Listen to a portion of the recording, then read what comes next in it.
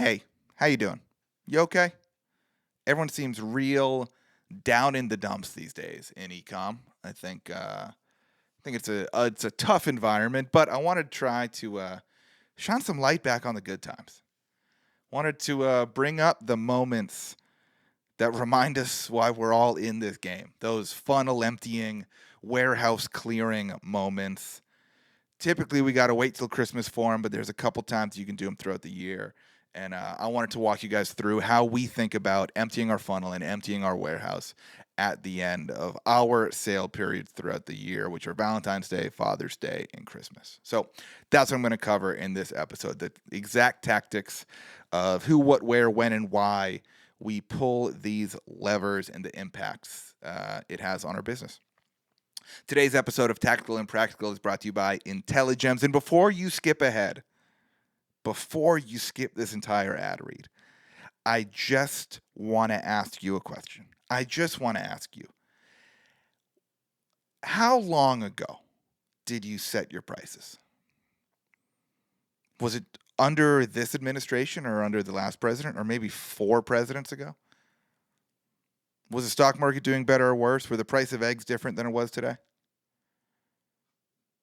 What about the content on your website, the imagery, the copy, the messaging? Was that tested in a moment in time in our culture that was similar to what it is today in April of 2025? Or was it maybe drastically different 6 years ago? If you have not been consistently testing these things, I guarantee you are leaving money on the table. And Intelligems can help you test all of them and then let your marketing team kind of take the handcuffs off of what they can test and what they can't and really grow your top and bottom line. So if that sounds interesting to you, go to intelligems.io, sign up for a demo, let them know I sent you, and you can start making more money today. All right, let's get into some funnel clearing and warehouse emptying tactics. Before we do, I want to get a couple of assumptions out of the way here. For these tactics to work, for these to work to the best of their ability, I'm going to assume you run promos in a similar way that I do. I'm going to assume you launched your sale at least a few weeks, maybe a month before whatever the holiday is. I'm going to assume you filled your ad accounts with, promo-focused messaging. I'm going to assume you've plastered that promo-focused messaging all across your website, from your pop-up to your email and SMS flows. I'm going to assume you've been running paid ads all year, maybe for multiple years, and that you've acquired many, many, many, many customers and new leads during that time, because that is what these tactics are going to thrive on. These tactics are going to largely be dependent on the quality and quantity of your email and SMS list. So that's why I wanted to qualify this at the beginning. If you are not acquiring lots of leads and the right leads, then these tactics aren't going to do much for you. But assuming you've done all the right things, assuming you've been sending traffic, sending the right traffic, sending quality traffic to your site, collecting them, building a list, segmenting appropriately. Assuming you're doing all that, here's a few things you can do to put a big exclamation point at the end of your sale. Now, first, I want to talk about when we do these things, because I think when here is so important. For us at Original Grain, the biggest moments for us to sell throughout the year are Valentine's Day, Father's Day, and Christmas. Those 3 sale periods make up the vast majority of our revenue for the year, and even a bigger percentage of our profit. So those are the times we want to maximize on it. But specifically, these funnel clearing activities don't kick in until like 48 hours left in our sale. If you've been following me for any time, I'm a huge believer in a consistent and clear offer throughout a sale period. Last year, from November 1st through December 25th, we ran pretty much the same $100 off offer.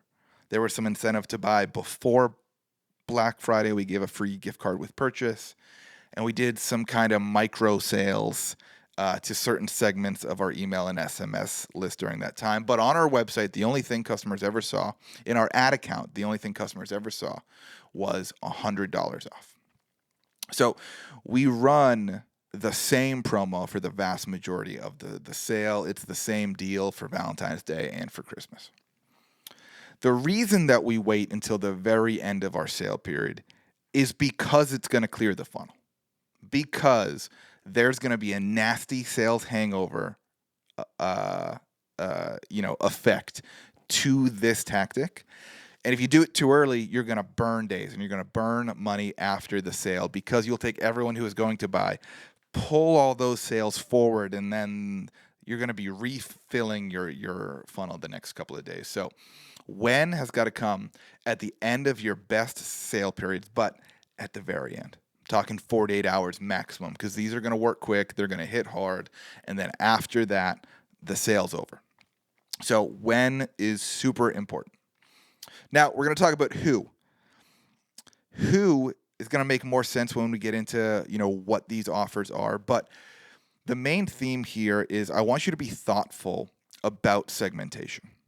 Knowing that, these funnel clearing tactics are going to be a slightly better offer than what you've been promoting throughout the sale. I want you to make sure you're not, shooting yourself in the foot long term. For us, that means excluding people who have purchased during that sale. That might also mean excluding the most recent leads, depending on the time of year. Now, December 19th, I don't care about excluding leads. Send it to everyone.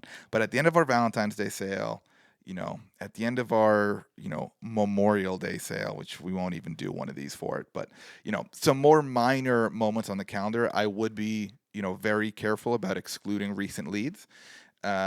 Because again, you don't want a week-long sales hangover after that. That's especially more true if you're like us and your consideration cycle is longer than a month for most of your customers. It takes time to refill that funnel back up. So again, with who, I can't tell you the exact segmentation strategy for your business because every brand is different, but I want you to be thoughtful about the long-term effects of this. You don't want to piss off any customers who have bought recently and are now seeing a better deal, and you also don't want to completely empty the funnel if you can't survive the coming week or weeks or month until your funnel gets filled back up. All right, now we're going to talk about the what these levers are, because I think this is crazy important. This can range from as simple or as complex as you need it to be, but I'm going to walk you through the 1, 2, 3, 4, 5, 6 things that we have done with varying success, but they all work well. Number 1, you can always just offer an extra amount off. For our sale, that's usually an extra $100 off. We might say grab an extra 10% off that. We might say grab an extra $25. We might say grab an extra $50 off that. But just saying something slightly better is often enough to get, everyone who's on the line officially pulled up and in the boat across the finish line to make a purchase. Sometimes you just need to dangle that little extra thing. The second thing we've done is introduce some kind of bundle offer. Maybe it's a buy one, get one half off. Maybe it's, buy two, get one free. Maybe it's, buy more, save more promotion where there's an escalating discount. This, I can tell you, might not have, the most orders come through behind it, but it might produce the most revenue because you are incentivizing people to spend more per order. This is great if you've been concerned about, your AOV or your margins getting too low. You can create offers here that are great for you margin-wise, that are going to produce more, dollar margin per order, maybe not per percentage more, but more dollar per order. And you can get a ton of people to close by showing how much they'll save if they just spend a little bit more. This third one, this has been our absolute best winner. This is one that we're going to do at the end of all our sale periods this year. This is one that's so impactful that now we are creating inventory and creating watches specifically to support this. This is our mystery watch promotion, which I'll be the first to say I never thought would work for us as a watch company. I thought there's no way somebody would buy a watch sight unseen because it's too much of a risk. What if they don't like it? Right? But we did this a couple Christmases ago was the first time. And when we first did it, we did it too early. To be honest, I didn't look at this as a funnel clearing tactic at the time. I was just hoping it was going to be, kind of a warehouse emptying tactic. We had a couple of watches that weren't selling as fast as we wanted to. So I said, let's do a mystery watch for $100. They're usually 200, and let's see what happens. And I'll never forget it. We did it on December 7th, 2023. And by like noon, I got a Slack from our CFO, and she was like, "What's a mystery watch? Like, what is the top selling product in Shopify today?" That's absolutely crushing it, and that's what it was. We had a pool of watches that our warehouse could pull from. All of our content about this was like, see what you get.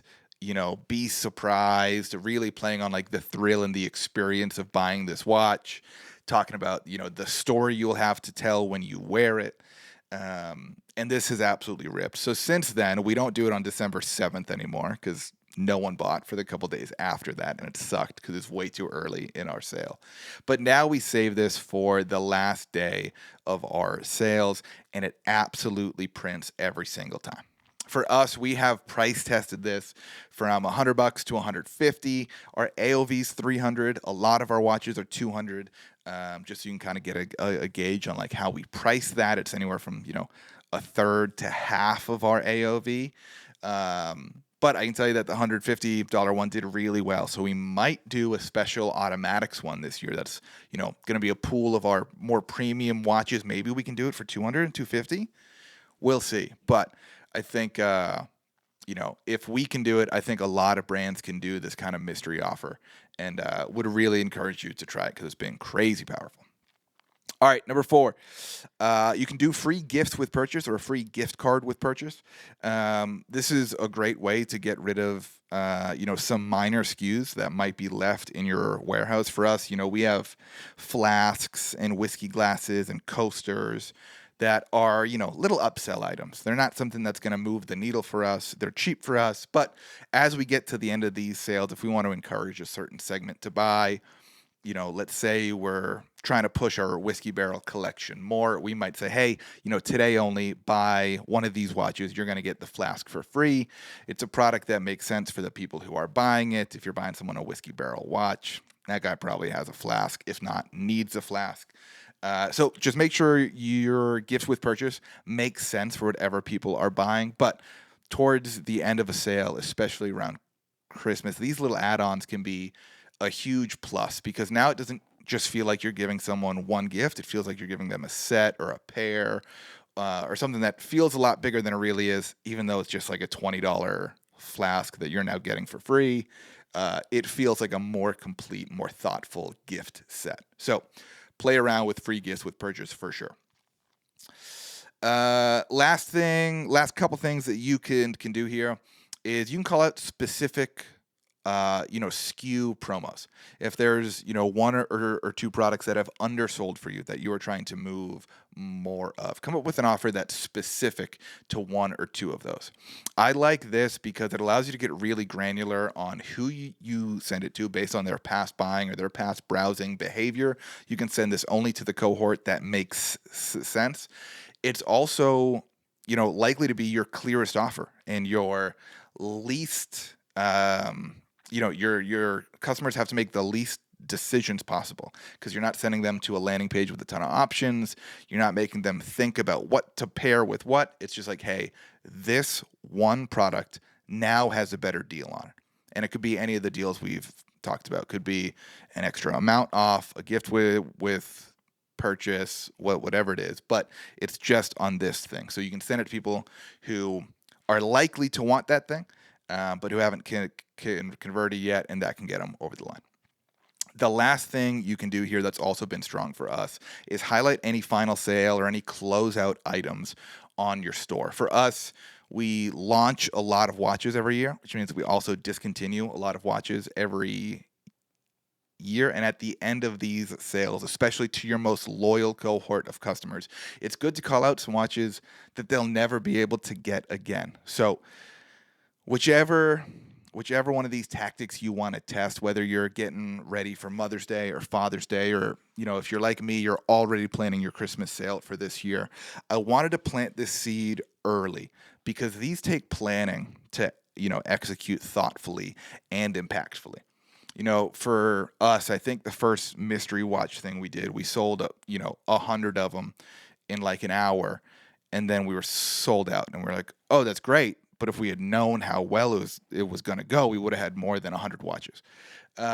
So I wanted to plant the seed now so you can start to think about which of these might be best for your brand, which of these might be most relevant during those peak buying times, because I want you to plan for them. You might have to stock up on inventory for them. You might have to shoot specific content for them if you're doing bundles or BOGOs or gifts with purchase. You might want to shoot those things together. So start to think about what makes the most sense for your brand. Get this on your activation calendar. Start to run the numbers on margins. Start to get the team thinking about messaging that's going to work best for these things. But there is something in this episode, guaranteed. There's something in this episode that you can do at the end of your next major promotional period that is going to make you look like a king to your executive team. You are going to pull an offer out that, I'll be honest, none of these sound that exciting. None of these sound like they're going to do the numbers that I've seen them do. So whoever you report to, the CEO, the president, the CMO, whatever, they're going to be like, okay, yeah, that's fine. Throw that on the calendar. But the day after you do these, you're going to look like a hero. So that's it. Tactical and practical. Hope that this helps. This has helped us a ton. Makes our schedule really easy to build for these sales, and always gives us something to look forward to at the end. Great for cash flow. Great for the warehouse. Do one of these things your next big promo period. I promise it'll crush. All right, that's it. Tactical and practical. Sponsored by IntelliGems. See you next time.